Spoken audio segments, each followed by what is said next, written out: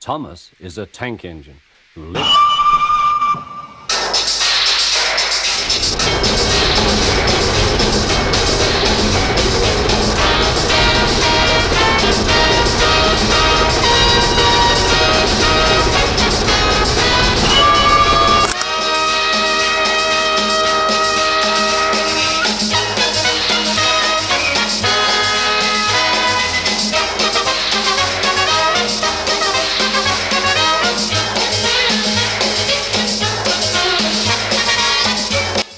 Hey everyone, welcome to this installment of Northwestern Showcase, this time with the big guy himself, Gordon.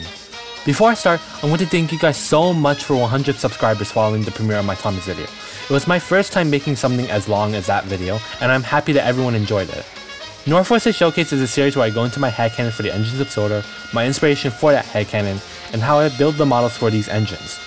You all came to see the big man himself, so let's get started. Please note that this is only my personal opinion, and that nothing I say in this video should be considered as hard facts.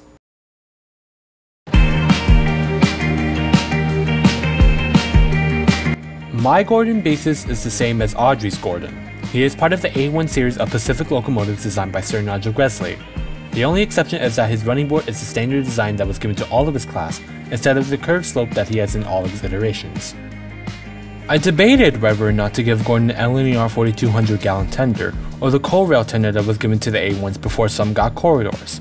I eventually decided to work with the latter and with my headcanon, since I didn't want to make a new tender for him, especially given I had already made a tender alongside his model.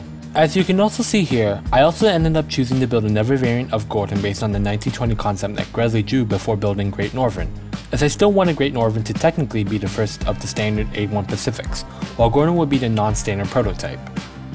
Something I didn't mention in the last video of mine was my livery choices. The early Maine Northwestern Railway blue is based off of Middleton's livery with a lighter blue, as I just love the vibrant blue and gold trimmings. The later Northwestern Railway blue is a darker version of this, as I feel it gives a more gritty feel of it. There isn't anything else left to say for Gordon's basis choice, so let's move on to his origins.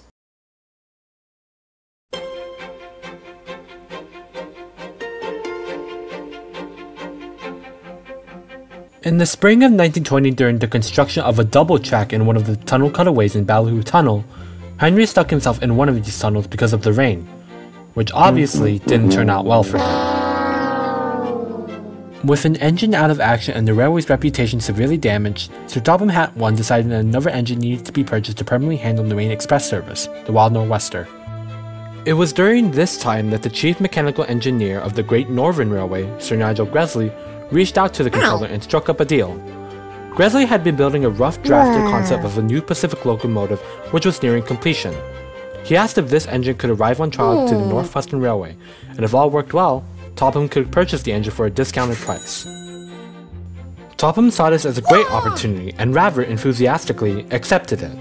The engine, named Gresley after the builder, was finally finished and would arrive on Sodor in the winter of 1920. The engine's name was renamed Gordon after the Duke of Tidmouth. However, the nameplate remained on the engine in honor of Gresley himself. Despite the few incidents that happened outside of the newly nicknamed Gordon's Hill and Henry's Tunnel, Gordon proved to be a huge hit amongst the passengers and express service, to which Sir Topham Hatt was very pleased about. As a result, Gordon was purchased in the same year he arrived in. In late 1936, it was discovered that Gordon had to go into the works more often than the other engines for frequent maintenance, with his boiler having several unpatched leaks and worn out parts. Gordon would then suffer a cylinder rupture in the same year on the main line due to overexertion. It was then that the board decided that Gordon's prototype shape was too outdated, and had him sent to Darlington Works to be overhauled into an A3. He would arrive back in his new shape in mid-1938 and would retain this shape until the present day.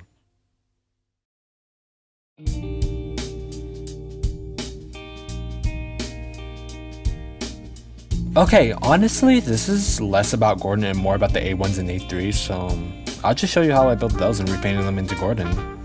After building my original A1 versions, which weren't even correct, but we're not going to talk about that, I wanted to add a Great Northern into my collection, as I love the proportions of the original A1s. I took apart the chassis out of an A1 and rebuilt it with Great Northern and painted the brown frames on.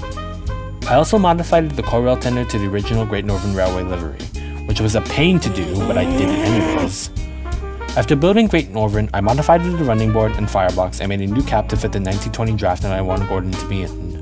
The next step was to make an A3, which I was going to do anyways. The A3s have smaller funnels, a shorter cab, and these things, I think they're called superheaters, at the end of their smoke box, so I added them into an A1 to get the engine. And yeah, that's how I built the A1 and A3 which I used to make Gordon.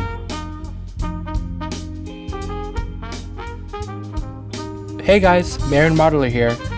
Thanks for watching this video with me. The next engine I probably have up is Percy. He is done. I am working on Edward and possibly Henry next, but I'm planning to have overhaul versions of them, so they're gonna have to take a while. On another note, I'm also getting a new microphone that is a proper one, so expect the audio control to not be as bad. Again, thank you guys for watching. I'll see you in the next one.